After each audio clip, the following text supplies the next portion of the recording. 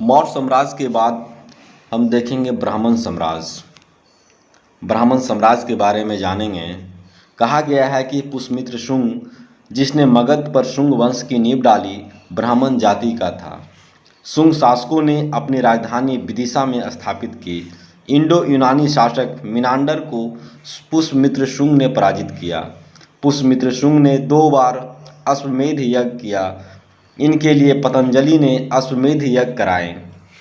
भरहुत स्तूप का निर्माण पुष्यमित्र शुंग ने करवाया। हम देखते हैं कि शुंग वंश का अंतिम शासक देवभूति था। इसकी हत्या 73 ईसा पूर्व में वासुदेव ने कर दी और मगध की गद्दी पर कण्व वंश की स्थापना की। कण्व वंश का अंतिम राजा सुशर्मा था। उसके बाद हम देखते हैं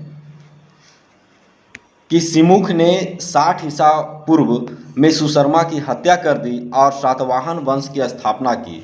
सातवाहन, जिसको हम आंध्र वंश भी कहते हैं, सातवाहन शासकों ने अपनी राजधानी प्रतिष्ठान, जो गोदावरी नदी के किनारे में स्थित था, वहां स्थापित करता है और प्रतिष्ठान महाराष्ट्र के औरंगाबाद जिले में स्थित है।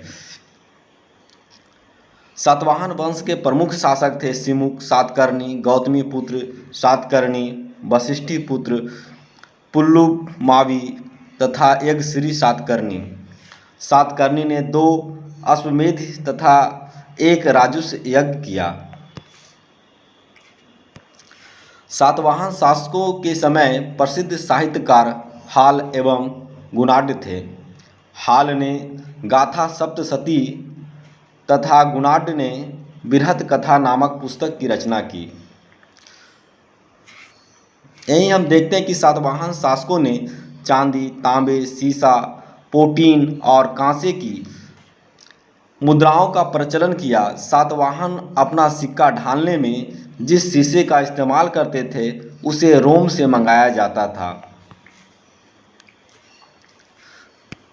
ब्राह्मणों को भूमि अनुदान देने की प्रथा का आरंभ सातवाहन शासकों ने ही सर्वप्रथम किया। सातवाहनों की राजकीय भाषा प्राकृत एवं लिपि ब्राह्मी थी। सातवाहनों में हमें मातृतंत्रात्मक ढांचे का आभास मिलता है। उनके राजाओं के नाम उनकी माताओं के नाम पर रखने की प्रथा थी, जैसे गौतमी पुत्र, वशिष्ठी पुत्र आदि। लेकिन सातवाहन राजकुल पितृतंत्रात्मक था, क्योंकि राज सिंहासन का उत्तराधिकारी पुत्र ही होता था। यहीं हम देखते हैं कि सातवाहन शासकों ने ग्रामीण क्षेत्रों में प्रशासन का काम गौलिमिक को सौंपा। गौलिमिक एक सैनिक टुकड़ी का प्रधान होता था, जिसमें 9 रथ, 9 हाथी, 25 घोड़े और 45 पैदल सैनिक होते थे। सातवाहनों की महत्वपूर्ण स्थापत्य कृतियाँ हैं कार्ले का चैत्य, अजंता एवं एलोरा की गुफाओं का निर्माण एवं अमरावती कला का विकास। सातकर्णी एवं अन्य सभी सातवाहन शासक दक्षिणापथ के स्वामी कहे जाते थे। नोट: सातवाहन राज्य ने उत्तर और दक्षिण भारत के बीच सेतु का काम किया।